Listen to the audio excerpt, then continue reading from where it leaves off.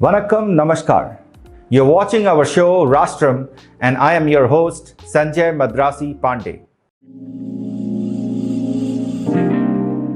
Controversial lyricist and self-proclaimed atheist Javed Akhtar is making headlines for his so-called surgical strike on Pakistan. But one should take the mutant watermelon commie's monkey balancing statement with a pinch of salt. First, let us hear what Akhtar said during the Faiz festival in Lahore. यहाँ मैं तकल्लुफ से काम नहीं लूँगा।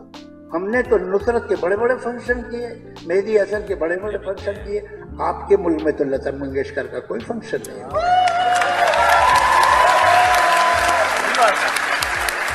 तो हकीकत ये है, चलिए अब हम एक दूसरे को इल्ज़ाम न दें, उससे सॉल्व नहीं हो। ये अहम बात ये है कि ये जो आजकल इतना गर्म है फिलहाल, वो कम होनी चाहिए। हम तो बम्बई के लोग हैं, हमने देखा हमारे शहर पे कैसे हमला हुआ था। तो वो लोग नॉर्वे से तो नहीं आए थे, ना इजिप्ट से आए थे, वो लोग अभी भी आपके मुल्क में घूम रहे हैं। तो ये शिकायत अगर हिंदुस्तानी के दिल में हो तो आपको बुरा नहीं मानना चाहिए। I'm sure, like other unsuspecting Indians, you too might be clapping for Javed Akhtar for schooling Pakistan on Pakistani soil, saying perpetrators of 26/11 are still roaming free in Pakistan.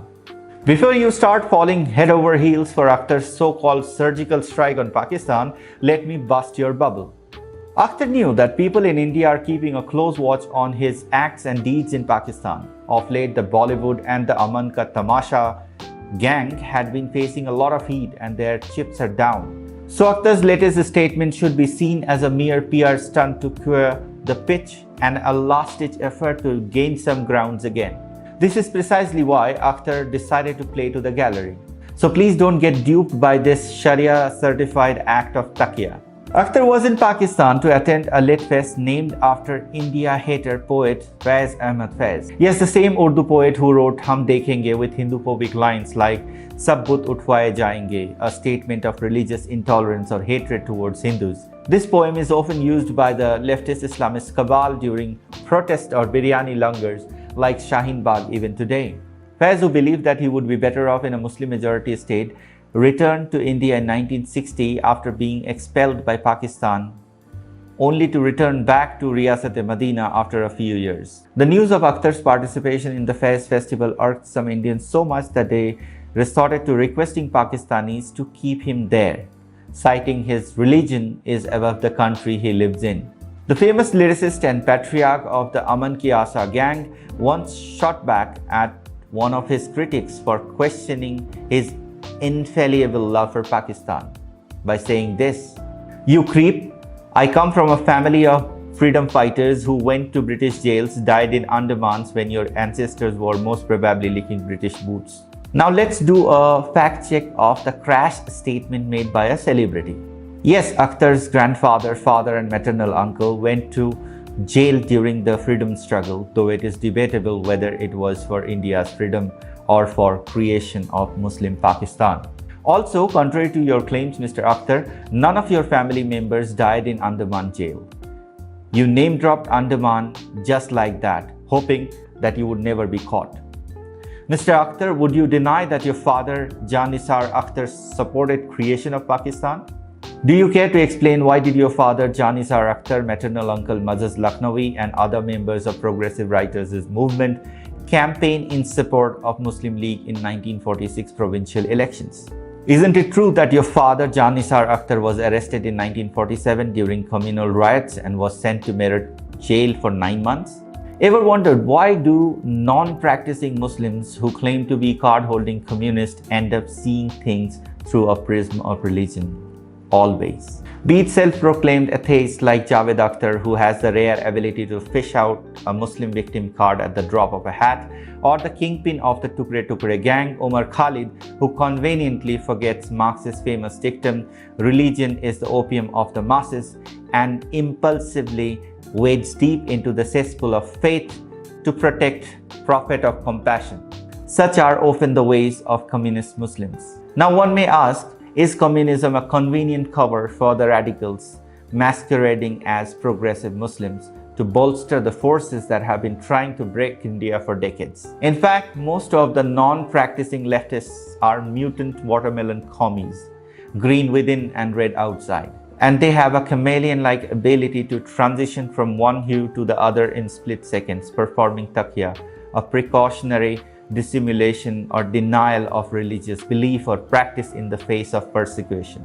You might have read Javed Akhtar's tweets denouncing the use of loudspeakers in mosques, or retweets that say hijab is a symbol of repression and servility.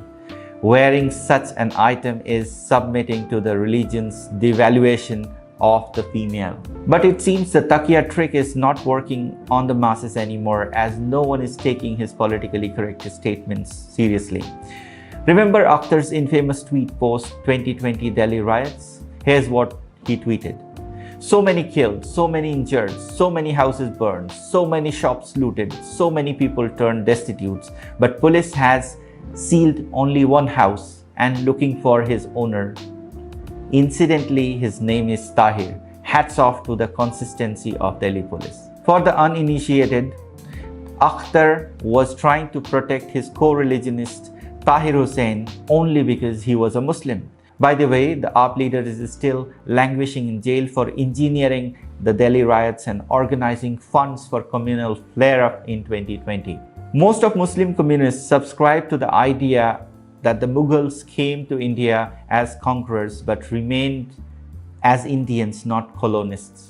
That the Hindus were richest under the Islamic colonizers, completely whitewashing the massacres of Hindus, desecration and plundering of their temples, and forced conversion of hundreds of thousands of Hindus. Communism and Islamism might be exclusivist ideas that are poles apart, but there is one thing in common in the duo.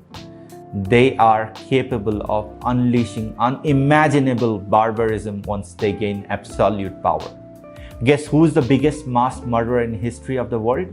If the name of Adolf Hitler crossed your mind, take a pause and refresh your knowledge. The two dictators who defeat him hands down were the founding fathers of communism, Soviet dictator Joseph Stalin and his Chinese protege Mao Zedong.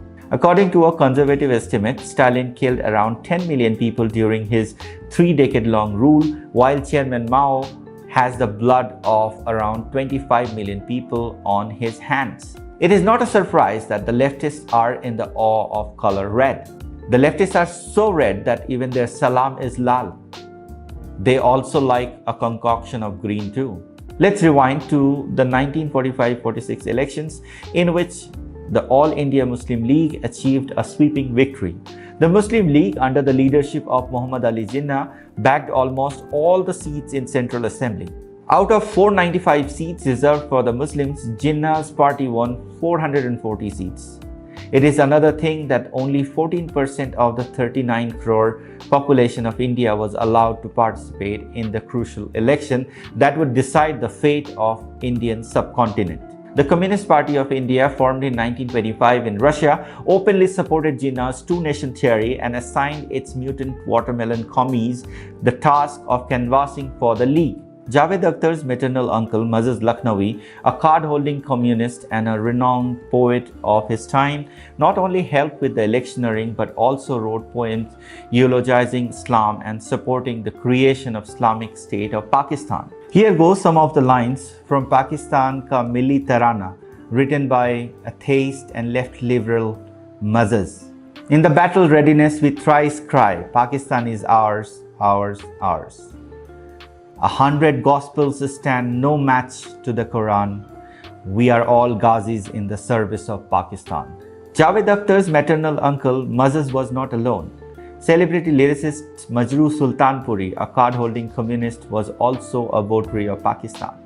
But strangely enough, he did not move to Pakistan and went on to become the face of secularism in India and won Dada Sahab Phalke Award.